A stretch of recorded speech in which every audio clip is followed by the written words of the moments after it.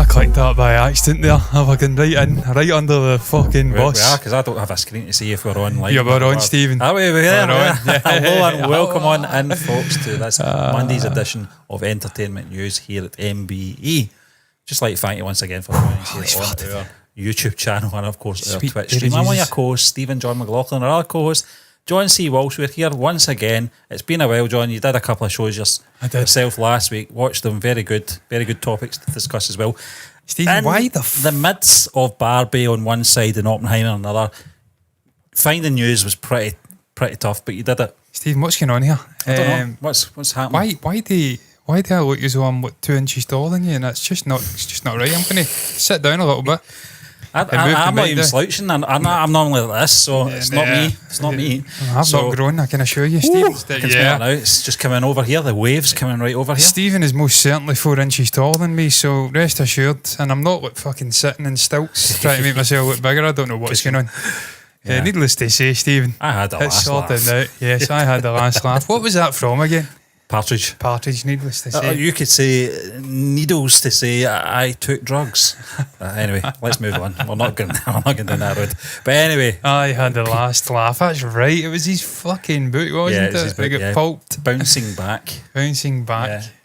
It got pulped. You know what didn't get pulped though? His autobiography, Alan Partridge, that is. Yeah. And I was listening to an audiobook. Just glorious. Yeah. Glorious. It's got a great testimonial in it. From Shaking Stevens, who says lovely stuff. You got it, Stephen, in actual hard copy? I did have it. I probably got it somewhere in my loft. Just listening to Coogan doing the voiceover was sensational. Absolutely amazing. Yeah. Talking about Fernando or something like that. He was singing Fernando. Yeah, that was his in boy's the maternity ward, looking out at the stars with his baby in his hands. Just fucking brilliant. He doesn't hold grudges. Oh, Coogan's fantastic. Yeah, the list of people. He tracked one down. Basically watched his life deconstructing. I digress, we're not here for Coogan or Partridge. I think we all do that, don't we, on Facebook? Do we? No, is it just me? Okay. No, anyway. Yes. Well, I would. Look at the state of them. You're like 60, mate. To be fair, Stephen, that's kind of me. I think I have checked up people who I went to school with, and it seems like I'm the only one who lost my hair. Well, there's reasons, John. Still better looking in them, though. Well, this is the thing. Listen, Sean Evans, I've said it before. Hot ones. Definitely, you're a ringer. You're definitely a ringer for him. But anyway, I've had what's his face guy died on the pitch and then came back. Ericsson. Forget his first name. Sony. Anyway, Christian Ericsson. I've had that as well, but he's clinging on. Yeah, clinging on. Yeah. Well, more things to worry about, I suppose. Yeah, he's a professional footballer earning millions every year. Yeah. This is not a good start. I mean, we really went off on a tangent and a tangent from the tangent. My fault as well. That's what we do here. But anyway, we're going to be talking about a few DC things. We're going to talk about, obviously, Shah Rukh Khan's upcoming film, Jawan as well. Jawan. Stephen, did you see Shah Rukh on social media? Just deconstructing haters. Yeah. I saw you talking about it, John. Amazing. Yeah. Guys, amazing. Do you know something? I mean, I know to be in that profession, you probably do have to thick skin anyway. But this guy, his sort of mindset in life is totally attuned differently to most people anyway. He's so cool, calm, and collective because he knows he's loaded. Yeah, he is hugely successful. Yep, and he knows he's cool, and he's got the look. Yeah. So when people try to insult him with words, sticks and stones won't break my bones. I can't remember the phrase. But names will never harm me. Yeah, sticks and stones may break my bones, but names will never harm me. Yeah. That's Shah Rukh. Anyway, James Gunn, John, we're talking about first, and we're going to talk about Superman's new DCU outfit. Hundreds of designs already explored, apparently. Now, James Gunn affirms the extensive iteration process behind Superman's attire in Superman Legacy, with Gunn and Peter Safran immersed in numerous projects for DC Studios. Anticipation's building for the inaugural installment Gods and Monsters within the upcoming DC universe, slated to emerge in the coming years. Now, this is obviously going to be the first film. They're already planning. This is what I love about James Gunn. And Peter Safran as well, John. What they're doing with this studio, they're taking their time. They're going to be placing everything in the right order. We're not going to rush into it. Oh, what's Marvel doing over there? Like, oh, right, we must do that too. We must catch up with them. They're like 10 years ahead of us, but we must catch up with them within 4 films. Nonsense. God knows what's going on at Marvel as well, and he's probably not impressed, to be fair. No, well, listen, Marvel's loss is DC's gain with James Gunn. And I don't know if you've watched Guardians 3 yet, John. I was actually going to watch it last night, but it's 2.5 hours long. It's phenomenal, I'm telling you. I should have. I'm going to watch it. I'm not going to tell you what happens in it, but there is a moment in it. My youngest got really upset. It was such a sad thing. I'm going to assume really it involves Rocket. It involves Peter. Oh, really? Peter, yeah. There's a scene in it. And you do kind of gulp. Stephen, I just can't believe I didn't go and see it in the theatres. I've seen the other two in the theatres, and it's actually disgraceful that I didn't go and see it. I don't know how other people feel about it, John, and I'm pretty sure once you've seen it as well, you'll make up your own mind. I'll try and watch it. It's actually my second favourite one out of the 3. Yeah, well, the second one wasn't great, was it? It was okay at moments, but this one certainly had a lot of heart to it. I mean, the humour we expected, but there's a lot of emotion in this one. There will be moments where you get choked up, particularly with Rocket, but there is moments in there just fantastic. It's just a great swan song for James Gunn as well, and that cast as well. I will say one thing, I don't think it's a spoiler, but they've left things open. Yeah. Just in case, as someone who's not watched it, I hope Peter Quill is able to come out the other side and maybe continue on, because I love Chris Pratt. I think he's a brilliant guy, brilliant actor, and I just love the character. The character is Guardians for me. It's just he is so dysfunctional, but he's the leader of the dysfunctional sort of group that is the Guardians of the Galaxy. And I couldn't think, I know we joke about the whole Thor thing. Sure you are, of course you are. Of course. But he is the leader, and he's just a brilliant character. Very human. But he also transcends that humanity with the whole interactions with Yondu and characters like that. You know what interests me though about that, and James Gunn's a big part of that, John. I'd love to see, it's probably not in it, but I'd love to have seen like Yondu coming back, a sort of flashback cameo, because that would just connect all the 3 trilogies. He was such an important part in Peter's life. But we'll see. I'll watch it. I know Cosmo's in there, the sort of Soviet dog. James Gunn's brother. Is it him again? Yeah, he's there. Yeah, he's good in it. He's good in it as well. But yeah, James Gunn, John. He's fucking great. I love James. What I'm excited about, obviously, what he's doing and what we're just talking about there, obviously, with Gods and Monsters. It's other directors that he can pull over to DC. Taika Waititi, for instance, a good friend of James Gunn. Very similar in style, very similar humour as well. Yeah, I don't think James Gunn's going to make every DC film humorous or anything. I don't mean that, but I don't think he's going to go dark the way Schneider did. I think he's going to somewhere in between. He's going to find that. That's something I'm going to get into when we discuss this suit, because let's talk about it, John. That's what we're here for. The suit, man. Look, love Man of Steel, love Henry Cavill's Superman, but the suit was almost the starting point for the darkness. It was a much darker, melancholic take on Superman than what we'd seen before. With obviously Christopher Reeve's version. Was it Brandon Routh? Routh, yeah.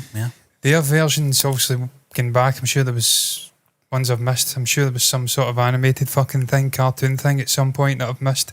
You've seen all the DC sort of, well, not all of them, but I've seen a large chunk of animated DC stuff. So there's been various iterations. Yeah. But it was very dark and a different take. Loved it. But the suit was almost like the poster boy for that dark take. It was even the blue. It was almost washed out. Yeah. Fucking greeny blue. Yep. Really dark. The reds were washed out. It was almost like the saturation was being faded out of the character. Yeah. That's all right. That's a nice vibe. It's Snyder-esque. He likes that stylistic choice where it's kind of dark and it's artsy, and that's his thing. But Stephen, for me, Superman's always been bright red, bright blue, in your face, clean suit, and I want to see them getting back to that again. Moreover, I don't want any gold or anything like that in it. I mean, I've got images here. I don't know whether to bring them up. John, you just mentioned him there, and I seem to recall his red was more maroon. Yeah, I'm going to bring him up. It was more of a maroon style, wasn't it? And it had a kind of gold maroon sort of retro thing going on. Yeah, because he was also continuation of Christopher Reeve one, the storyline. So you can see it was a little bit different. Yeah, I mean, they obviously wore a different one. I think it was the Crisis on Infinite Earths or whatever it was called. The whole Flash. Yeah, that might be it. Yeah, and Stephen, that's another thing we'll get into. I mean, that is that's what I want to see. John, right there. I know he's sporting obviously Christopher Reeve's one there as well. I mean, that's iconic. Christopher Reeves is phenomenal, and I know it's dated. I get that it's something it's part of an era. It's part of a period in film history. But Christopher Reeve made that suit what it was because of his physique. He didn't go for muscle suits or anything like that. In the words of your man that played Batman in the 60s, what was it he said again? He said, that's 100% grade A meat.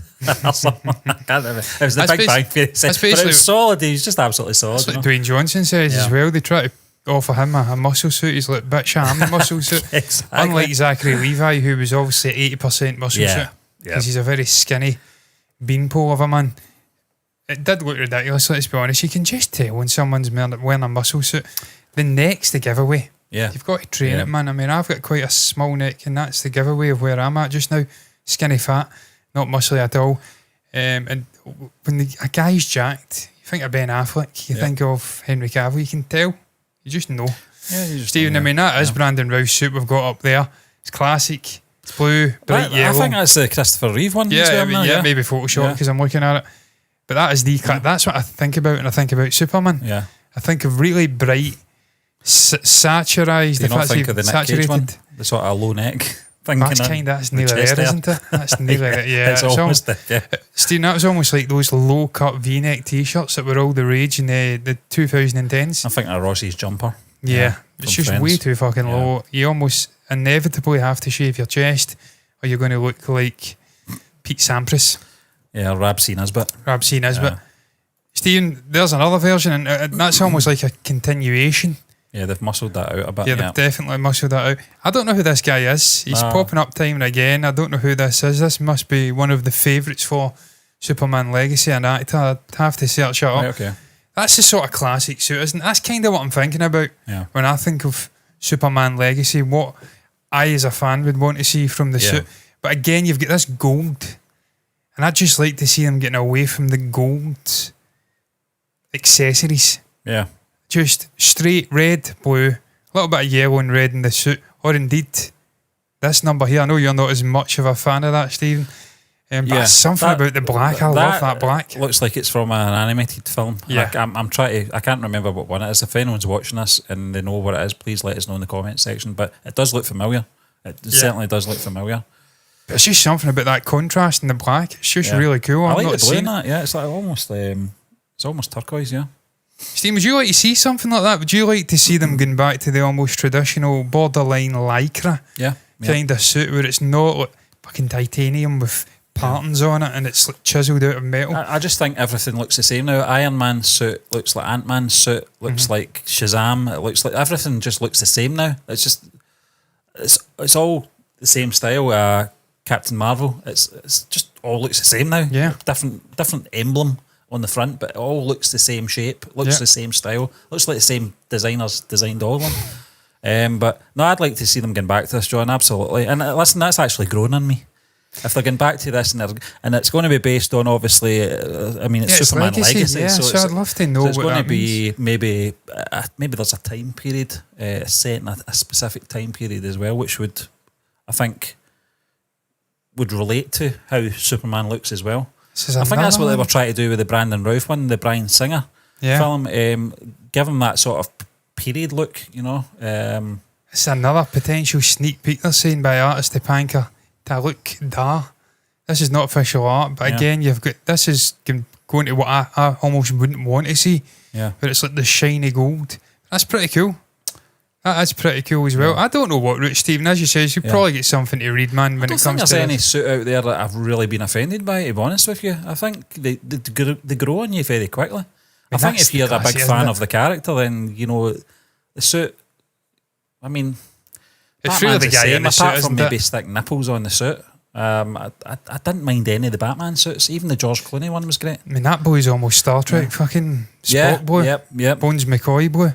Yeah. Whereas that is more like the blue that I envisage when I think of Superman. Yeah. So if they could take that blue and combine it with that somehow, I think This is the same chap, isn't it? Yeah. yeah, I'm going to search this guy up. Yeah. Yeah, I'll bring it back to the sort of dual screen, and I'll search this geezer up who this could potentially be, Stephen. I'm not entirely sure. Well, Matt, it's Superman Legacy. Is that a comic? See if I can bring up a comic and just get a vibe of what the suit was like. It would back make then. sense then, John, and I think that's what you're probably seeing. It's just the classic yellow. Yeah. Yeah, it's just classic yellow. Do you want to see trunks? Yeah. That's part of it, isn't Because it? that's the Cavill suit there. There's no trunks. It's Yeah. just all one piece. It's quite deceit. It's Yeah, I naughty. mean, see when you look at Cavill's suit though, it's based on the sort of Kryptonian yeah. attire, isn't it? You saw Russell Crowe's character, Jor-El, wearing something similar, the same sort of pattern within. Obviously, it wasn't a Superman suit or anything like that, but it was obviously styled on Kryptonian I think fashion. actually see that though, isn't it? You realise how jarring the difference is. Yeah. I mean, that is much darker. Yep. Like really, really dark. Yeah. And I know it plays into Snyder's stylistic choices for movies. You've got to move with the times as well, John, and what people accept is, I suppose, is believable in a comic book film, and I'm different in that sense. I take comic book as something an out of body experience, so I don't really go, that's not really realistic, I don't think he'd be wearing that, I think that's why I can attune myself to accept any Superman suit they bring along. It's funny because Superman for me, Stephen's different to Batman. Yeah. Batman, I'm appalled with the sort of ridiculous spandex shit from like the 50s and Adam 60s. West. Just I'm like, what the fuck is that? It looks ridiculous. The grey, I just think of Only Fools and Horses, really. Which is not a sight you ever want to see. David Jason in a Batman suit. He's like 15 stone, 5'6". It's not good, but that's what I think of right away.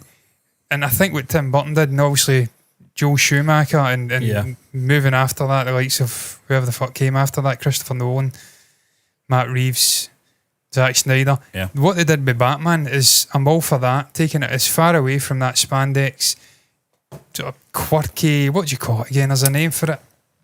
That style. Campy sort of superhero look. Superman's different for me. For me, you can use the spandex. Yeah. I don't have any issues with that. It's slightly different. It's this geezer here, isn't it? It's this guy here. I can see his face right away.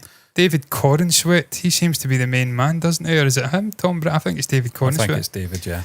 He seems to be one of Nicholas Hoult. No, he's English. I very No, much Henry Cavill's like English. Nicholas Hoult as an actor. I think he's phenomenal, but no. He's not Superman. No. And he's my age. You've got to have a certain... I'm going to say this, John. Superman's got a certain look about him. Yeah. And I don't mean colour. I'm not want to go there with it. He's just... There's something about his presence more than it's anything. a jawline, his isn't it? physical presence I'm talking about. That's why we talked about the last time I was on, Michael B. Jordan. He's got the jawline though. I think would be phenomenal as Superman.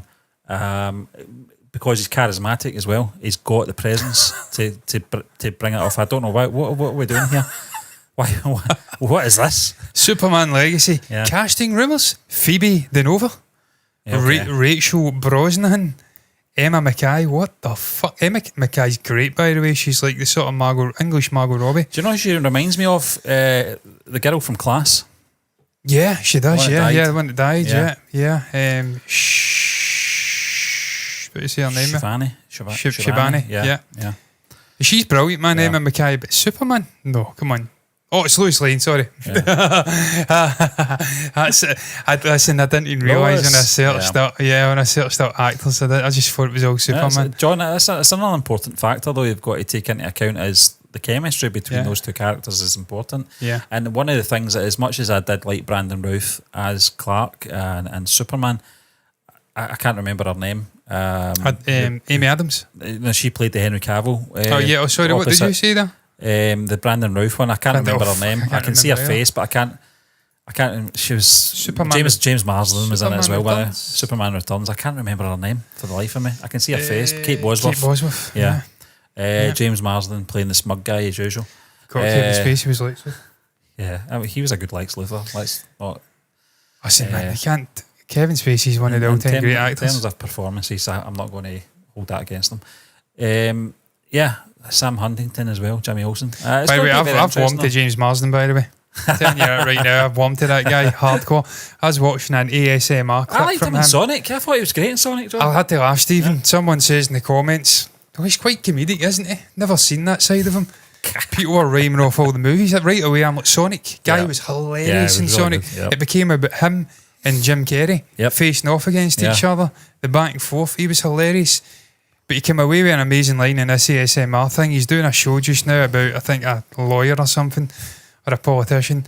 He says, I'm quite a nice guy in real life, believe it or not, but the guy, James Marsden, he's playing himself in the show. James Marsden from that show, he's a bit of a, and I was saying douche. I was going to say douche because he's American. Yeah. He said prick. I'm like, there you go. I've warmed to that guy. Warmed to the guy. It's because, John, our first sort of, our introduction to him was probably in the X-Men films, and he was a bit of a douche, wasn't he? Jury duty, but he was calling it jury duty. Duty, yeah. Duty. James Marsden, he plays himself. Yeah. James Marsden. That's strange. Yeah. He's a good guy, to be fair. I've warmed to him quite a bit. Yeah, I mean, just getting back to the sort of chemistry, John, we were talking about Lois Lane there. It's very important to get that right as well, because I always felt that Christopher Reeve and Margot Kidder, I was about to say Robbie there, had such great chemistry. Fantastic. You believe that sort of love triangle they had. When I say that, it was obviously Lois, Clark, and Lois and Superman.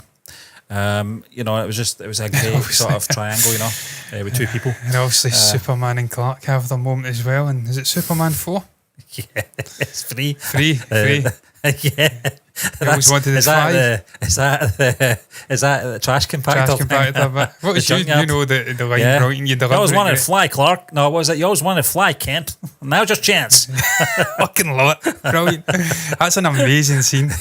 Unbelievable. Strangling him, isn't it? Just seeing him hitting the bottle and getting angry with people. What are you looking at? Brilliant. And the little kids. Yeah, very badly dubbed, yeah. Yeah, he's like ringing in his head and he almost kills him. He's just in a rat or something. I can't remember. It's terrible. I believe in you, Superman. I believe in you, Superman. It's like a 15-year-old voice and a 10-year-old. That made no sense. But it was a brilliant epic sequence. Real. I wish that's exactly what it's like. It would surprise me if they went back and watched that and that was the inspiration. I wish you were real. I was saying that the other day. Going down rabbit holes galore here. Big great thing chased me up the side of a mountain and froze. Fucking amazing, man. But yeah, we were off on a complete tangent many times. You can only talk about a suit for so long, John. Oh, you said it, Stephen. We've done hundreds of designs. Yeah. It's most definitely not that simple. The trunks, someone says the trunks are the most important thing. I think the trunks have got to be there, I'm sorry. I disagree they're the most important thing, though. I think they're not, but inside it's more important. Not there. You can tell they're not there. You certainly can. They need to be reinforced trunks because they're putting mental amounts of Star Wars down again when obviously the heads of Fox were the biggest worry in there was should the Wookiee wear lederhosen. That was the biggest worry they had. George had bigger worries than that. Was it Mark Hamill said something to Harrison Ford? For all the things that they could worry about, they were worrying about whether the Wookiee could wear lederhosen. What did Harrison say to Mark again? The continuity, yeah. If they're looking at your hair, kid, then we're screwed or something. We're all in big trouble. We're all in big trouble. I can't imagine Harrison swearing to be fair. Yeah. Believe it or not, he's not. He doesn't strike me as a swearer. He strikes me as a guy who could kill you with great eloquence. There you go. Well, the DCU's new Superman. Well, it didn't in the Snyderverse, and Stephen, actually with you, it was missing. You could sense it was palpable. There was a great loss for that. I just feel like it's so iconic. It's like Celtic, for instance, or the great football clubs in the pantheon of history. In your Man United's, there's something about the way they change their strips up, and it's just fucking wrong. Yep. Like, probably international football's the best analogy. France, they've been mucking about with it, Nike, giving them dark blue shorts. It's blue, it's white, and it's red. John, Nike do it with Brazil as well, wear white shorts. I'm like, no, it's yellow, blue, and white. Yeah. That's the uniform. That's the strip. Don't change it. It's iconic. It's the same as Superman. He has to have those little red accents in there for it to work. Yeah. You can do what you want with the fucking logo, and you can give him a low cut neck if that's your thing. But he has to have a trunks. He does. I agree. John, it's great that we're talking about this. We're talking about another year before we'll probably see anything, the wheels in motion. Yeah. For this new universe that James Gunn's creating, and kicking off with Superman is the best thing they could do, because they need to learn from the mistakes, not James Gunn, Warner Brothers, where they made Man of Steel in 2013, I think it was, and then never returned to the character until they did the shared film with Batman, which I thought was wrong. I thought they should have done another Man of Steel 2. And then a Batman movie. Then a Batman movie. Before, and not even thinking about Justice League. But it strikes back to what you said, Stephen. Try to rush it, condense as many movies as possible to catch up with Marvel, when you should just be getting your own house in order, worrying about putting out excellence, and then it'll all naturally slide in to place after that.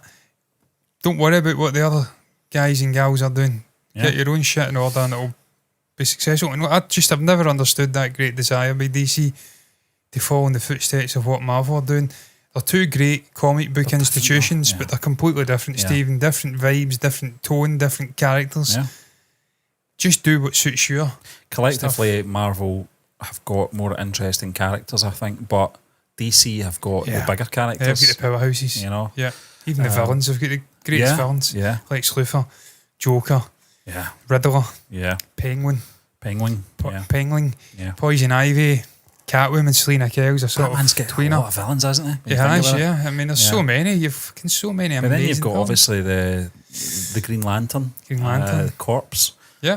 They're going to explore as well. I'm looking forward to it, John. It's going to be a new era. General Zod. Of filmmaking, and I just can't wait to see what he's got planned, because if it's anything like the animated stuff, which I love, John, I went down a rabbit hole, you can check our blog out. I'm obsessed with Gotham by Gaslight. And I love the look as well. I just love the posters. I love everything about it, the style, and just the periods that they did it. As you said, Gotham by Gaslight, very noir look about it. But there was a lot of films like that, a lot of animated films like that, where they took one style and embedded it into a comic book universe. Fantastic. That's what I was looking forward to. Steven Spielberg's comic book film, which I don't know what's happening with that, because it reminded me of that, you know. So it'll be very interesting. I'm always interested to see them thinking out of the box, and I liked that about The Rocketeer when it came out. I'm blanking on the director's name. Joe Johnston, was it? Who did the first Avengers, the first Avenger, Captain America film as well. Same styles, World War II, having a superhero based in that period. Something different, and I hope they do that with obviously Legacy. Even Wonder Woman. Yeah, World War One. Yeah. I just like that. It's something out that different. It's something. I mean, we've seen it time and time again, but if it's done right, it's very interesting. Did you see that the Gal Gadot rumours of her returning for a third Wonder Woman have been booted into the long grass by Warner Brothers? They came out and says not happening. Not happening. Well, I don't think Patty Jenkins is doing it anyway. So it's. I mean, it's a foregone There was rumours again about yeah. Henry Cavill coming back again, I think, and I seen Campea rubbish in it. Well, hopefully it is rubbish, Sean, because I've moved on. I really have. As much as I loved Henry and I loved Man of Steel, it's time to move on now. It's lingered too long. I'm glad to see, obviously, Ben Affleck came back one last time in the Flash film. He wasn't in it a lot, but when he was in it, it counted. And I think the actors want to move on as well. They've done their bit. Time to do some new stuff, and that's what I think as well. But we're going to stay on DC, John. We're going to be talking about Joker and James Gunn again, and it's James Gunn's enigmatic message triggers fresh speculation about DC's upcoming Joker. Now, leading the charge as the initial entry in Chapter 1, Superman Legacy sets the stage, as we just talked about. Simultaneously, a fresh iteration of Batman is on the horizon, delving once more into Bruce Wayne's legend to fuel the forthcoming franchise. And despite the film's distant horizon, fans are vigilant of Gunn's social media presence, where he intermittently drops enticing hints about his upcoming DC Universe ventures. Now, this is coming in from Screen Rant, where we picked this information up, John, although it is in Twitter or X, whatever you want to call it now. James Gunn. And before I clicked You've on been that link, X'd. I knew it was going to be The Man Who Laughs related. And I just knew it was. I don't know why. I just sensed it. I went, I bet it's something to do with this film from 1928. And it was. And he's... Something really spooky and unnerving Oh, about it. it's just... It's the last picture. It's the last... People would probably say the first picture. The last I'll one tell for you, me. that one for me there, Stephen, on the right, he's just got a shiny head and he's looking absolutely haunting. I'm going to bring it up briefly. That there is fucking haunting. Jesus, that is nightmare fuel. That's Tim Curry's fucking Pennywise level. Listen, man. It's almost like Steve Buscemi. Yeah. It is utterly horrifying. Yeah. John, this is, But yeah, you're this is right, what I like Stephen, about Joker, though. I mean, Fucking hell. yeah. That one there, that freaked it's me really out. unnerving, Yeah. isn't it? Yeah, but you can see how this film inspired the character, John. That's where I want to see them go. This is where I want to see them go with the next Joker, which is going to be, it's going to be ages away. The film's obviously, I'm blanking on the director's name that did the first Joker film. Matt Reeves. Not Matt Reeves. Todd Phillips. Todd Phillips, yeah. Once he's done his second film, I don't think there'll be a third film. I can't see Joaquin Phoenix doing a third film. No. This will be long after that, and Matt Reeves' stuff will probably be out of the way as well by that point, I think, and we can move on to another Joker film. I know they're talking about Batman Origins again. How do you feel about that, John? Batman Origins. Yeah. Stephen, I'm up for that because Matt Reeves is doing something completely different with his trilogy of Robert Pattinson Batman stories, movies, if you'd like. And this is an interconnected universe. He's laid that down from day dot. James Gunn and also Peter Safran. They've laid out the first stage. I think it's this Gods and Monsters thing. And then it's going to be animated stuff. I've already got the initial stage in place. It encompasses Superman Legacy and this Batman Origins movie. So I've got no issues with them kickstarting different iterations of the characters for his universe. Yeah. And there's no confusion. Everyone with a brain will realise that Matt Reeves' story is Matt Reeves' story, and that the new Batman's the new Batman in this interconnected universe.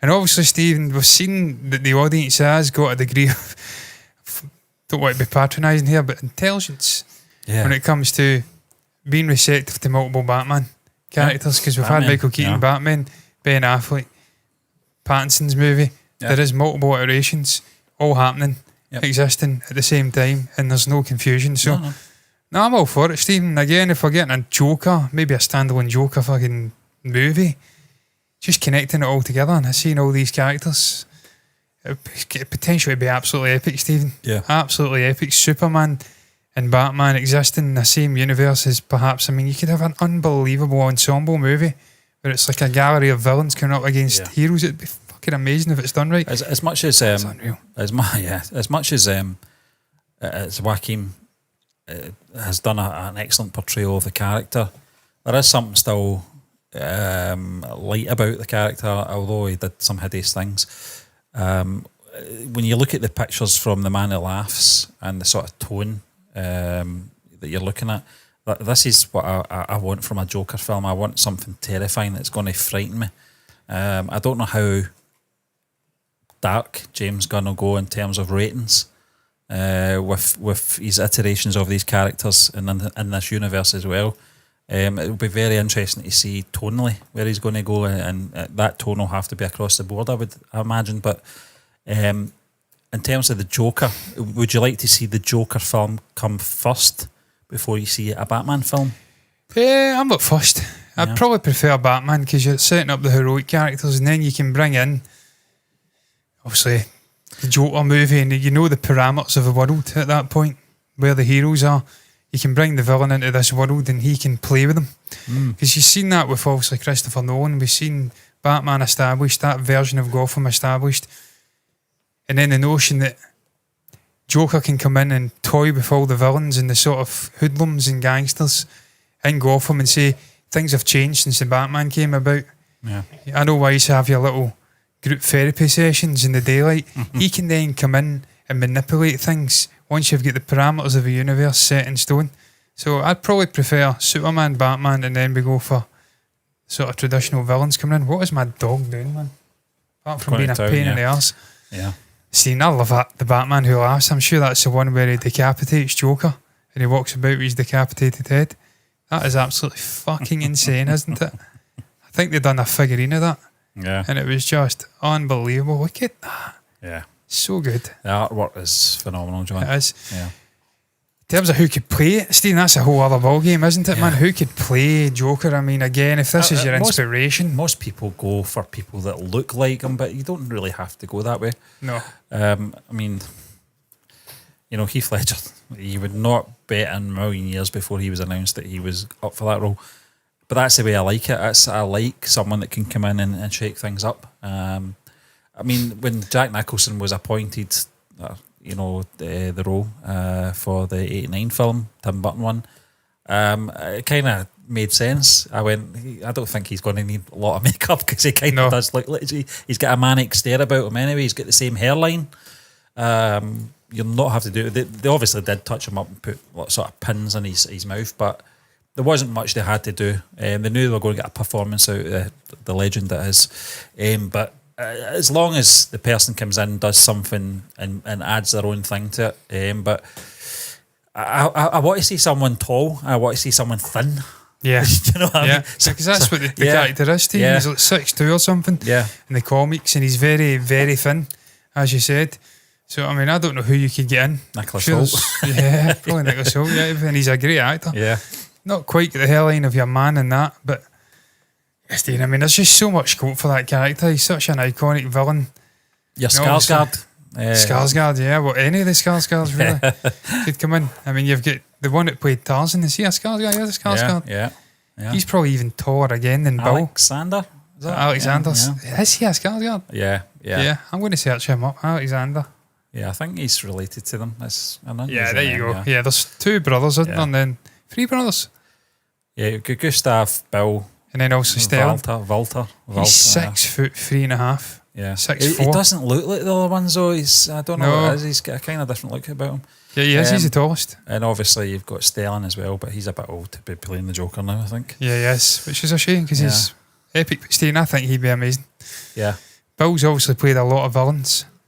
He's played villainous sort of human characters with tragic histories.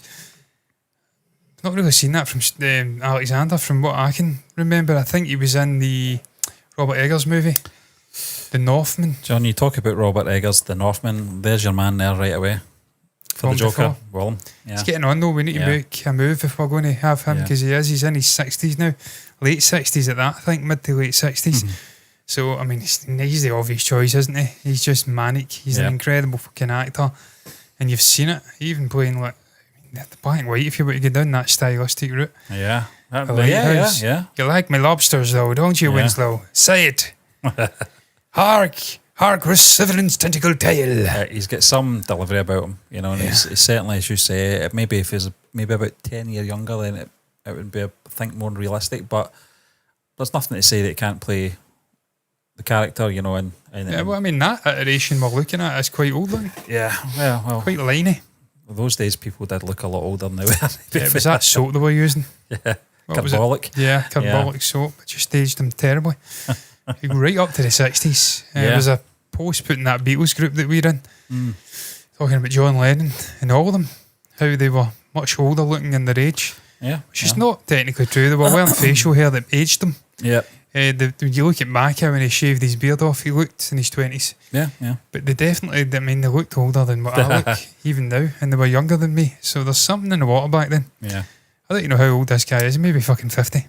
Yeah. I'm not sure. I don't know who he is. It's always, those images have always disturbed me though. And you go back to Cesar Romero from the 60s, Batman. Yeah. He is inspired, the look of his characters is obviously inspired from, is it the Conrad Veidt? Conrad Veidt, yeah. One, you know, and even that portrayal of the Joker was quite, for a kid, it's pretty scary, I think. He's 35. 35, yeah, there you are. Holy fuck. Yep. Almost that is one your old, age, John, yeah. A year older than me. Yeah. Holy fuck, he looks old. I don't want to see his images again. Real like AI images. Yeah. Imagine doing an AI Conrad Veidt Joker. No, what horrors would it conjure up. We'll not go there, but No, we shan't. Yeah. I'm going to move on, John, unless you've got Yes. anything else you want to say about Joker and the no, rumours. But I mean, James Gunn's kind of laying it on thick here, isn't he? Yeah, I think it's coming. Yeah. I love the backstory, Stephen, incidentally, that he's given there. I read it briefly. I'm going to bring it back up again. Just the fact there's this fictional group of people, Yeah. the Comprachicos, who reshaped the physical appearance of children like a pruner with a bonsai tree. And that's the sort of the backstory for this version of Joker. He's actually been abused and physically, altered by this group of people. And they've almost created a psychopath. I mean, it's already there, psychopath. Yeah. I always laugh, by the way, at psychopath, because I search personality types up from time to time. Mine's is ENTP, incidentally. And they say the character Joker is an ENTP. So I can't call him a psychopath because he actually shares the same fucking personality as me. That's concerning. That freaks me the fuck out. Yeah. It worries me. Yeah, How can he be a fucking ENTP? Man's a fucking lunatic. A lunatic. John, we're going to shift ourselves over to the other side of the world for our last Shah topic. Rukh. And we're talking about SRK. We're talking about Shah Rukh Khan's Jawan. The headline is obviously in terms of its release coming on the 7th of September. So mark that in your calendars, folks. But it won't release in 3D overseas, which is, we're overseas. But it will in IMAX and 4DX. I'm fine with IMAX. Yeah, 4DX, I'm not really interested. I'm not that interested. I'm not even that interested in 3D, I'll be honest with you, It's John. 4DX, the whole motion seat thing. Yeah, it's the And whole smell-o-vision. Yeah, it's the whole It's experience. sprayed. Your chairs moving about and all that kind of thing. I don't care about that. Never been to one of them in my But, life. I mean, the film won't be presented in 3D, John. What's your thoughts on this? I mean, obviously, we've had a taster, obviously, with the trailer. We kind of, we get what type of film this is in terms of its genre, and it's one for the big screen. But are you going to really lose a lot of sleep? John, I don't think I've watched that many films in 3D anyway. Last one I seen was Avatar, The Way of Water. Yeah. But that was James Cameron, who had curated the movie in painstaking detail for 3D. For 3D, yeah. And I always maintain that he's the guy, he's the arbitrator of 3D. And he's come out and says it before, his disappointment in the way that 3D has been utilised by studios and obviously movies within those studios. Yeah. Post-Avatar 2009, they treated it as a sort of tack-on, superfluous experience. It didn't gave the love that it requires to make the movie pop. If you make it absolutely, I'm trying to think of the word here, necessary is the word I'll use, for the experience of going to see the movie like he does with Avatar, then it will work. Yeah. Magic. If you're just tacking it on as a little added thing to bring in more money, A gimmick, yeah. a gimmick, if you like, the viewer's going to notice it when they go and Yeah. see it in the theatres. And Stephen, look, we went and seen the remastered version of The Phantom Menace before Disney took over. Yeah. In 3D, and it was all right, but you could tell it was just a tacked on extra, and it didn't really pop like Avatar pops. No.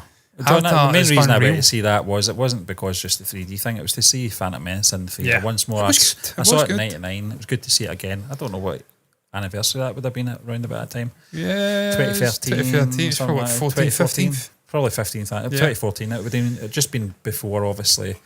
Obviously, the sequels were starting to get churned out, but It was still good. Yeah, but I get what you're saying. I mean, if you're designing and creating a film specifically for 3D, like the likes of Avatar, then it's fine. It's still gimmicky though, Stephen. Even Yeah, Avatar, it's yeah. gimmicky.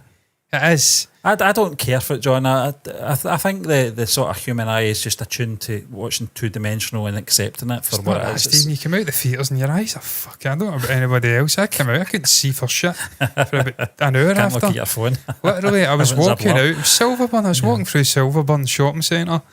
Fucking read store signs like 20 feet in front of me. Yeah. I'm going blind. Yeah, it does that to you. It just disorientates you. Your eyes goosed by it. I mean, we've watched lots of Marvel films, lots of Star Wars films, John, in theatres, and we've never went down the road of 3D because, I mean, obviously, taking away the sort of gimmick side of things, I don't think it's necessary. I don't think it heightens the sort of experience or anything like that in any sense. You kind of go, oh, look at that. Oh, you put your hands out, try to touch things and all that shit. Like my dad did for Doctor Strange.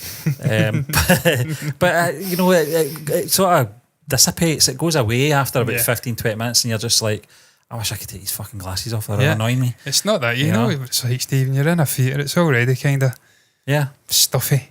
Yeah. You just want to eat your fucking popcorn. It's bad enough wearing a mask. It's horrendous. How bad was that, man? I'm so glad when they kind of laxed it and you could at least take popcorn in. Yeah. You had an excuse to take it off. Yeah. Fucking box. See, the more I look back at that, I know people died. It was horrendous. Yeah. Fucking box. John, box. if we do go and see this, which I would like to go and see, it would be IMAX. It would be an IMAX over at Silverburn for us. Yes, Dean. I mean, it's no great loss, 3D. As it says, it's a gimmick. I understand if people want to see it, then fair play. But it was decades upon decades, 100 years of film before 3D was even a concept. Yeah. And some of the greatest movies ever made, unavailable in 3D, doesn't depreciate your enjoyment any. It's IMAX is more than enough. Yeah, John, more than enough. You know, I think in terms of action films, you can just accept it and go, you know something, I don't really have to see this in 3D because it's not like I'm there with Tom Cruise jumping off that fucking cliff. I don't even believe I am, even though I'm seeing it in 3D. Did you see that, by the way? But yeah. Holy fuck. But see, if you're watching a horror film with jump scares, 3D can have an effect, I suppose, in that sense. Horror's a different thing, though, because horror's looking for emotional reactions from the audience. Built up with the suspense and the tension. And if you're wearing 3D sitting glasses, in a dark theatre's more than enough for a horror. Well, it could be, John, and obviously the soundscape as well really does heighten your senses as well. But I think that's the only genre I can think you would benefit from 3D. But yeah, John, just getting back to obviously Tom Cruise, joke. Yeah, the guys. Oh my god, I couldn't believe it. Yeah, he literally did an Evel Knievel fucking motorbike jump off a cliff. Yep. And just fucking flew, falling, I don't know what you'd call it. Unbelievable. This guy's in his 60s now. Yeah, so I think I had to do it a few times as well. Yeah, he requested, I think I can do it better. I think I can hold on to the bike longer. Yeah, I watched him. Guy's insane. I think it was on a red carpet event. He was talking about it to someone. I know a lot of people have got opinions on him, but you just can't. Johnny's committed. You can't take You just can't take away what the guy's done for that genre of film. And John, that's stretching back from 1996, I think it was. That franchise. But it's disappointing, Stephen, because I know he's such a good actor that he could have pushed himself more. We've seen it with Rain Man, we've seen it with A Few Good Men, we've seen it with so many movies over the years, drama movies. Yeah. People will remember them though. They will remember them, but they will. So much I think the generation now will remember him as the Mission Impossible guy. Yeah, and it's a shame. That's just the way it's him. He's pigeonholed himself into it. I don't think he's going to regret it too much. No. I don't think he's a man that's got a lot of regret in his life. And again, that kind of connecting into Shah Rukh, Stephen, that's one thing he has, by all accounts, tried to do in his career. Yeah. He's tried to expand it out and do different genres. He's done the sort of romantic stuff, he's done comedy, he's done action, he's done it all. Musical. Yeah. So he's not pigeonholing himself. No. But I do feel, that said, the two movies he's picked post this hiatus are very soft target, easy movies safe. to get, safe movies to come back into with Patan and Jawan. Yeah. Different, but the vibes I'm getting from the trailer, this is different to Patan, but this is an easy conduit back in. Yeah, definitely. I love that word. Yeah, so they are. Don't love it that much that I want to get messaged it through the work WhatsApp though by fucking certain individuals. I just saw Ali Abad's name there. I was watching Gal Gadot. I seen that as well, and she referenced Ali Abad talking about Indian food, the spicy, and the best thing to do is breathe a specific way. I thought it was a great episode. Yeah, I need to watch that. Yeah, it was great. And chocolate, as we know from Gordon, Quota Factory as well. Yeah. It was Mina was a girl. Mina also asked for the chocolate bar after he has the hot, I think it's like pastry thing, doesn't he? Yeah. So we know chocolate helps with spiciness. Stephen, I'm obsessed. There's a guy I'm watching just now. I absolutely love this guy. Love him. In fact, don't you know what his name is? It's a guy that holds his camera and he says, "Come closer." And it's like things that have shocked you to your core, things you've learnt that no one else knows. He's like the president of the fast food secrets thing, mate. That's what he calls himself. It's like a black guy, beard, holds the camera, selfie, and says, "Come closer." He is the coolest fucking guy on the planet. I think he's only like 25. Everyone's stunned he's 25. I'm just obsessed with this guy, but that's the type of shit he would say.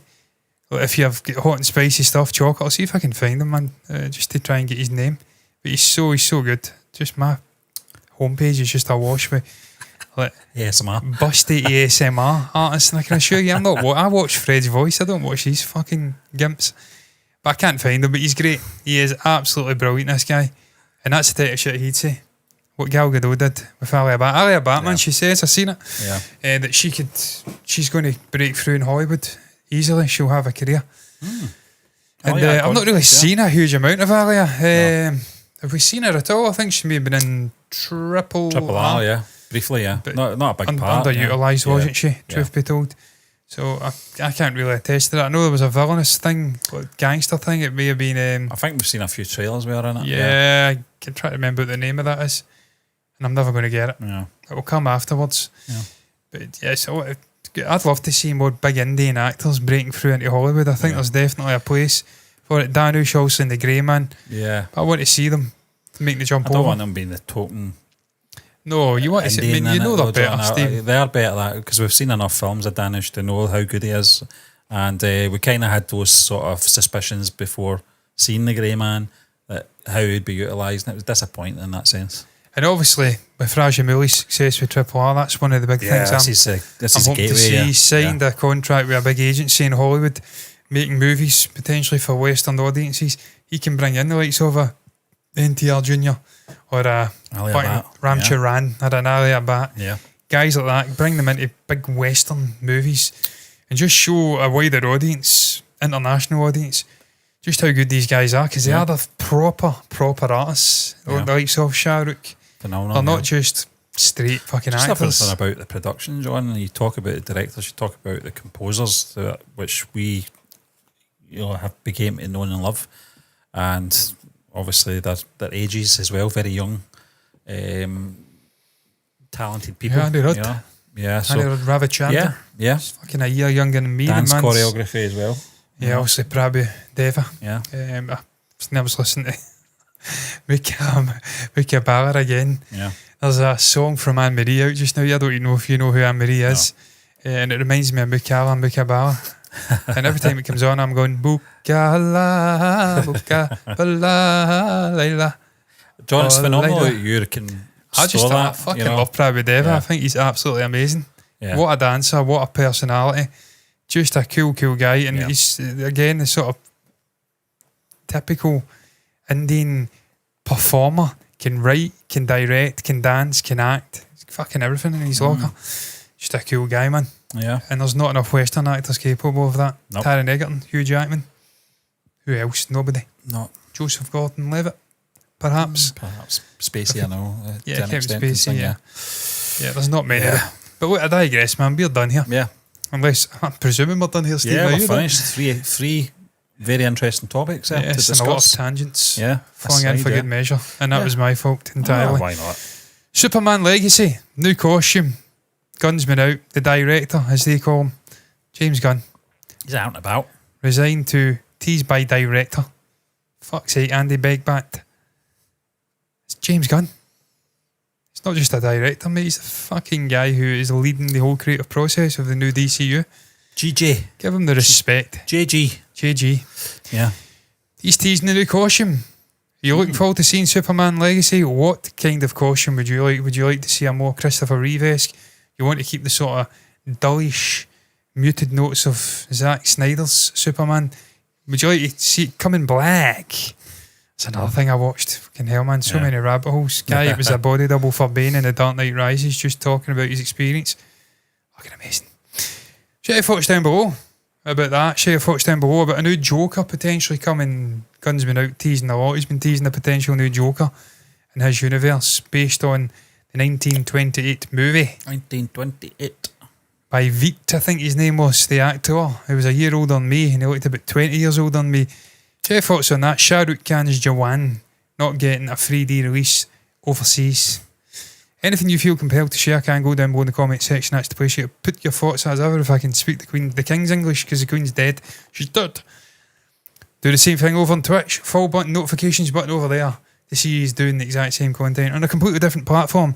All that's left to be said is thank you once again for watching us, and until the next time, me and Stephen are done.